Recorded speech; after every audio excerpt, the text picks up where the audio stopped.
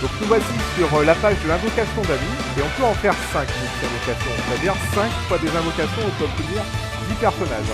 Alors on va regarder un petit peu sur le détecteur qui fait qu'on peut avoir. Alors il y a 3 personnages en vedette, on peut mettre jusqu'à la rareté de SR jusqu'à LR, c'est le Great Saiyaman 1 et 2, C17 et C18, et Mister Satan. Après on peut obtenir des statues de Mister Satan qu'on peut revendre, mais c'est surtout bien évidemment ces 3 personnages-là qui nous intéressent. Alors on va commencer par regarder donc Great Saiyaman 1 et 2, et pour ça on va passer sur la fiche de ces personnages. Alors on commence par Mister Satan, excusez-moi. Alors, Mister Satan, donc SR, voilà, donc Aptitude Leader PV plus 30%, une Aptitude Leader qui nous est pas vraiment utile aujourd'hui, c'est la moins bonne. Les PV c'est pas forcément très utile, on va chercher plutôt de l'attaque, ou même mieux, de la défense, ou du ki, etc. Alors l'attaque P, il inflige des gros dégâts, donc clairement c'est pas terrible. L'aptitude passive, rarement ki plus 5, je crois que rarement c'est 10% de chance qui se donne ki plus 5, ça peut être intéressant pour partir en PV. Alors les liens, ok, dans les liens il y a du 1, 2, 3, 4, 5, 6, défense plus 20%, les catégories on verra ça plus tard. Peut s'obtenir uniquement via les invocations d'amis, donc ça permet de s'obtenir que comme ça, et donc totalement gratuitement, puisque les 3 amis vous les avez régulièrement dans le jeu. Alors, on va regarder un peu ses statistiques, ici, c'est un SR, et il faut 10 ceintures de Mister Satan pour le faire passer SSR. Alors, son multiplicateur de ki est de 130, ok, voilà. Ça, c'est la version SR. Ensuite, on a C17 et C18. Donc, l'aptitude leader, c'est ki plus 1 sur C8. C'est Gluty, quelque part. C'est peut-être... Alors, c'est mieux que Mister Satan pour moi, mais c'est Gluty. Alors, il inflige des gros dégâts, attaque plus 5 lors d'une attaque spéciale. Ok, donc clairement résolument tourné vers l'attaque. Avec ki plus 4 et attaque plus 20% en tout au niveau des liens. Peut s'obtenir via les invocations uniquement. Il faut donc quelques médailles dans certains événements Dokkan, 3 de chaque en l'occurrence, pour pouvoir les monter SSR. Alors que des événements Dokkan qui sont extrêmement faciles. Le multiplicateur de ki est de 130 une fois qu'il arrive à 12 ki. Ok, donc c'est une unité plutôt offensive. Alors on va comparer avec Mister Satan au niveau des statistiques. En PV ils sont moins forts, en attaque ils sont plus forts par contre, 5800 contre 5300 de base. Et en défense, ils sont petits, enfin ils sont même aussi bons. À voir. Transformation des justiciers. Donc, Mister Satan et quoi rarement plus de 5. Ok. Donc ici, Great Saiyaman 1 et 2, l'aptitude leader, on a PV, attaque et défense plus 30%. Donc ça c'est quand même assez équilibré, il n'y a pas de ki, mais on a PV, attaque et défense plus 30%. Oui, mais pour tous les alliés de type super. Donc les alliés de type super, il faut que tout le monde soit éveillé en super dans l'équipe, et si l'équipe comporte des personnages super de tout type, c'est-à-dire que dans l'équipe il faut qu'il y ait au moins un représentant de chaque type. C'est assez compliqué à mettre en place, je trouve, mais l'aptitude leader elle est pas dégueu si on débute et si on a quelques personnages comme ça random de chaque équipe. Alors eux par contre les annonces spectaculaires, ils infligent d'énormes dégâts de base et bloquent l'attaque spéciale. C'est un bloqueur de spé, c'est-à-dire vous partez en spé, ça bloque l'aspect de l'adversaire, c'est-à-dire que votre adversaire est condamné à frapper moins fort. Ensuite, aptitude passive, alors ça c'est quand même un truc de fou.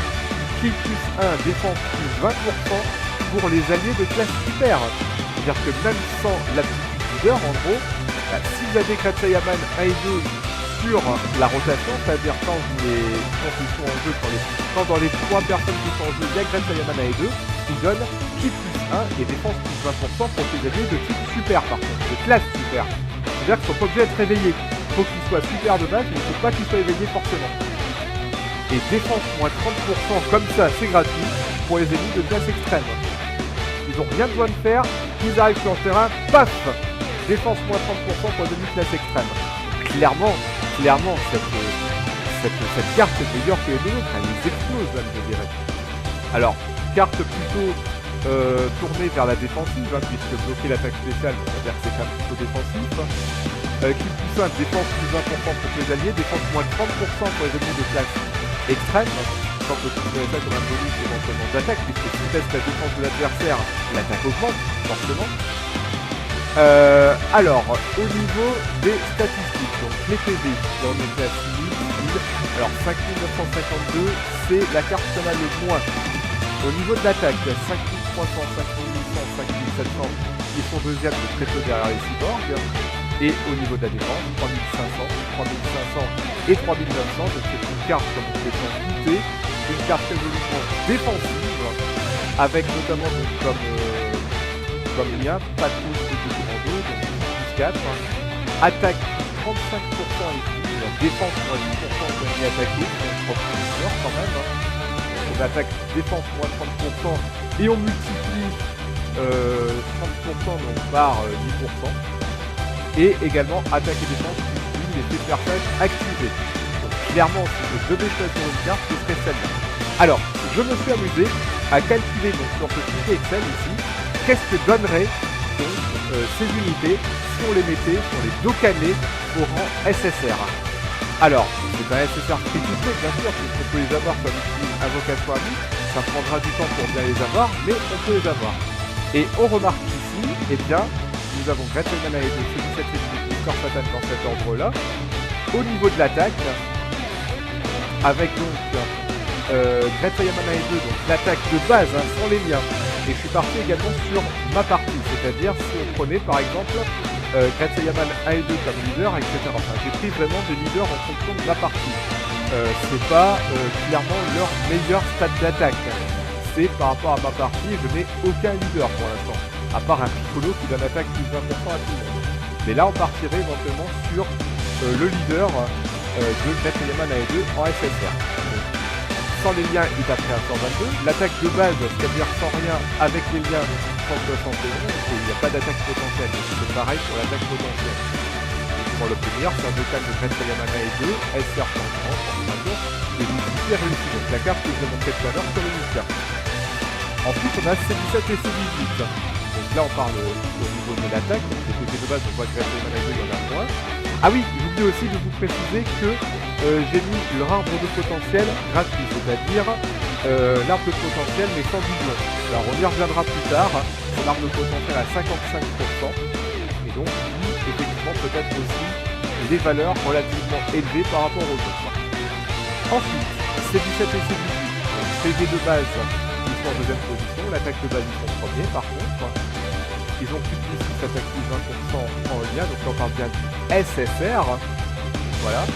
Ils infligent des énormes dégâts par contre, c'est tout mort quand ils sont SSR. Et, ah oui, alors Great Saiyaman 1 et 2 infligent des dégâts colossaux. Voilà.